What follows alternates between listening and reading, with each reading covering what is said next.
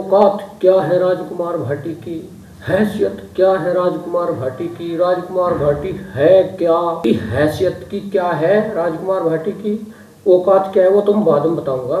मैं महाराष्ट्र में हूँ, महाराष्ट्र में भी लोग उनको जानते हैं, राजकुमार भाटी कोई है उनकी। राम राम भाई सभी साथियों को।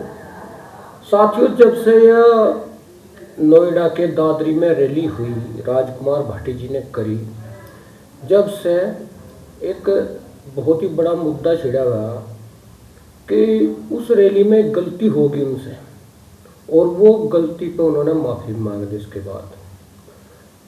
लेकिन फिर भी अब भी मैं आज भी एक बहुत ही बुजुर्ग आदमी की वीडियो देख रहा था, कम से कम 60 साल उम्र होगी उनकी। वो कह रहे, बोले गलती तो तुम्हें माननी पड़ेगी और सहारनपुर आया का माननी पड़ेगी। और तरह तरह की बातें सुनने को मिल रही।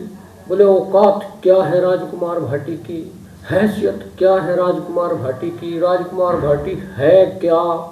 ये बातें बहुत ज़्यादा सुनने को मिल रही उस दिन से, जबकि उस आदमी ने गलती होगी, गलती अपने स्वीकार कर ली, गलती मान ली। और जो लोग ये नुकारे बोला आया का माननी पड़ेगी, ये ज़्यादा खींचनी ठीक नहीं होती। अगर उस आदमी ने यही कह दिया भाई मैं तो नहीं मानता, तो क्या कर लोगे? वो थारे घर का नौकर तो है नहीं, हम उसकी तनख्वाह बंद कर दोगे, ठीक है। और रही बात या उसकी हैसियत की क्या है राजकुमार भाटी की, औकात क्या है वो तुम बाद में बताऊंगा। मेरे इन लोगों से कुछ सवाल है जो ये चौधरी परिवार के समर्थक इतनी धरती काट रहे कि अब तक भी नहीं मान रहे। जब उन्होंने सोशल मीडिया में आया कमेंट ली तब भी नहीं मान रहे। मैंने पूछूं भाई, क्या एक छोटी हैसियत का आदमी बड़ा काम नहीं कर सकता?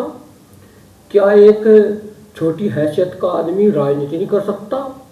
क्या जिसका बाप बाबा किसी ने राजनीति में विधायक एमपी मंत्री ना रहा हो, उसका आगे परिवार से कोई राजनीति नहीं कर सकता?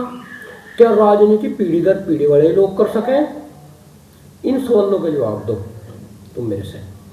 और फिर आप कर रहे बात हैसियत की।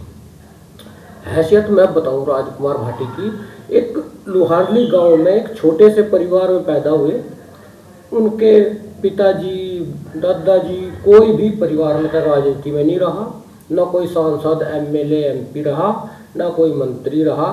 लेकिन उस आदमी ने खुद पढ़ लिखा है, जो भी कुछ पढ़ा लिखा, ग्रेजुएशन भी कर रखी, एलएलबी भी कर रखी, खुद पढ़ लिखा अपनी मेहनत से, अपने बोलने के लहजे से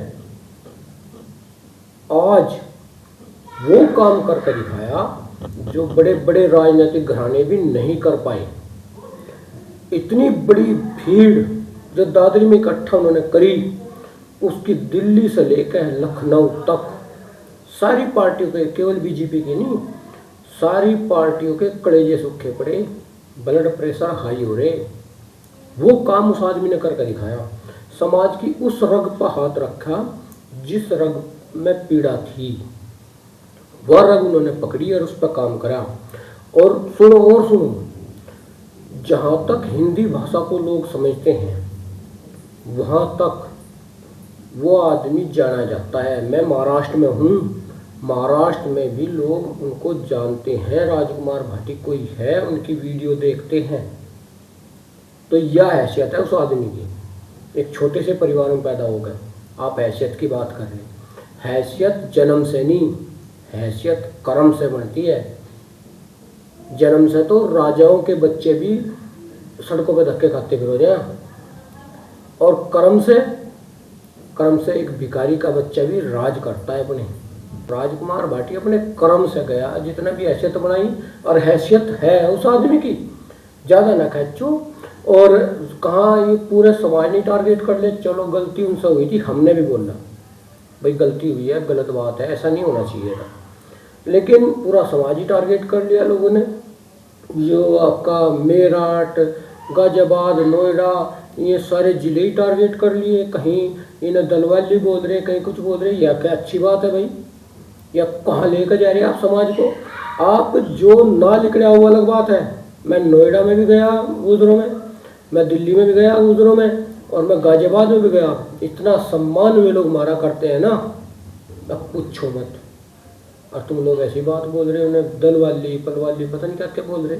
जो बिल्कुल गलत है। ऐसा मत करो, समाज एक है, इसे एक रखो, एक रहो और नेक रहो, तभी फायदा रहेगा। जय हिंद, वंदे मातरम।